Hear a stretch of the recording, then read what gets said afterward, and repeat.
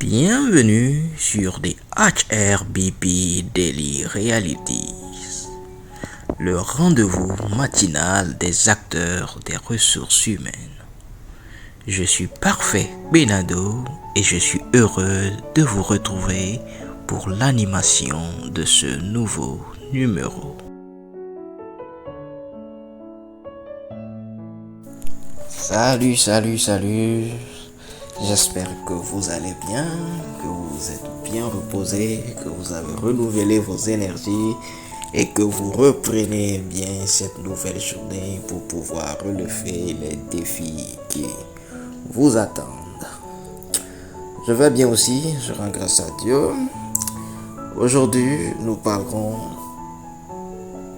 des dispositifs d'attraction et de rétention des ressources humaines, ou dispositifs d'attraction et de rétention des talents. Attraction et rétention des talents. C'est le cœur du métier des ressources humaines. C'est le cœur de ce que nous faisons, des activités que nous menons en tant qu'acteurs des ressources humaines, en tant que DRH, RRH et autres. Si vous ne le savez pas avant, maintenant vous le savez, que l'attraction et la rétention des ressources humaines ou l'attraction et la rétention des talents est au cœur de nos activités en tant qu'acteurs des ressources humaines. Vous savez maintenant que notre défi majeur est l'attraction et la rétention des talents. Parlant de dispositifs d'attraction et de rétention des talents, nous aborderons ou bien nous toucherons du doigt 5 essentiellement dans notre podcast. Aujourd'hui, nous parlerons du premier dispositif d'attraction et de rétention de talent qui est l'EVP ou en anglais l'EVP. Vous avez bien appelé, j'espère. Employee Value Proposition. Employee Value Proposition. Pour expliquer en français, proposition de valeur employée, EVP. Mais il y en a 4 autres aussi que nous allons voir par la suite. L'expérience candidat, la différenciation concurrentielle, la culture de feedback et la communication interne. Nous reviendrons dans les prochains podcasts sur les 4 autres. Aujourd'hui, nous aborderons le premier dispositif qui est l'EVP, que nous définissons comme Employee Value Proposition ou proposition de valeur employée. C'est la proposition de valeur que nous faisons à nos employés et candidats. La proposition de valeur que nous faisons à nos employés et candidats. Ça veut dire que nous devons proposer une valeur à nos collaborateurs et à ceux qui désirent nous rejoindre. Nous devons proposer une valeur ajoutée.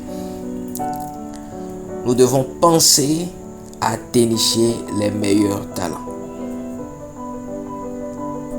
Non, je dirais plutôt, nous ne devons pas seulement penser, à dénicher les meilleurs talents.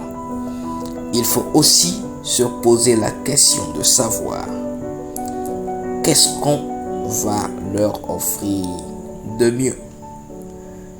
De mieux parce que nos concurrents offrent déjà quelque chose. Qu'est-ce que nous pouvons leur offrir de mieux? Quelle valeur ajoutée nous allons leur apporter?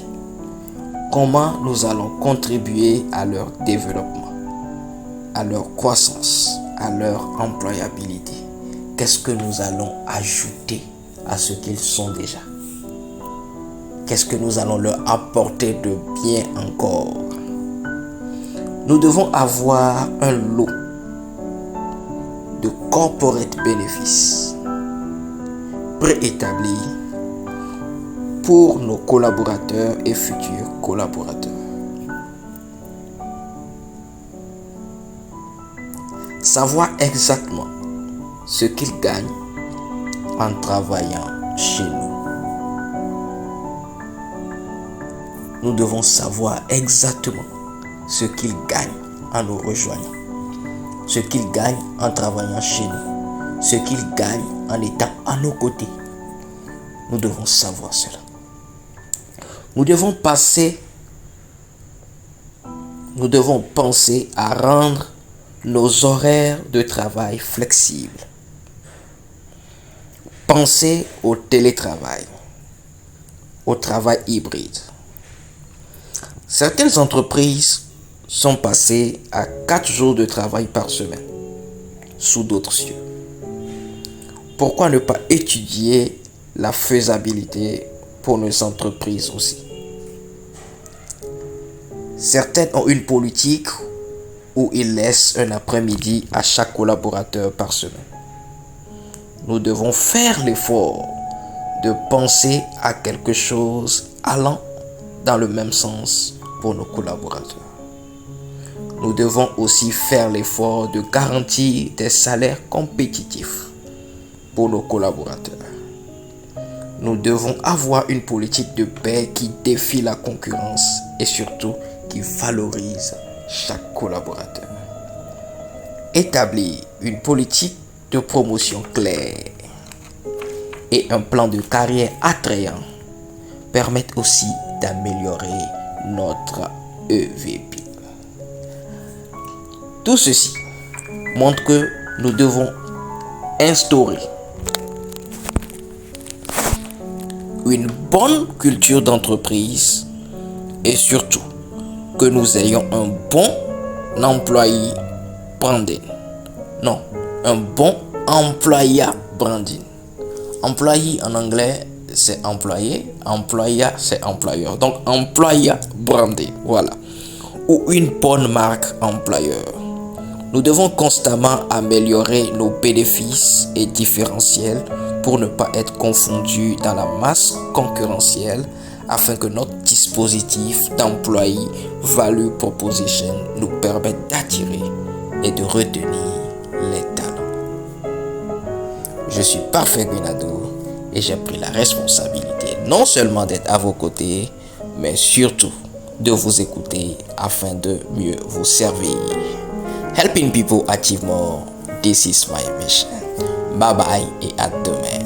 N'oubliez surtout pas l'Académie du Capital Humain du 26 au 30 août 2024 à Balimé. Vous êtes mon invité. Bye bye.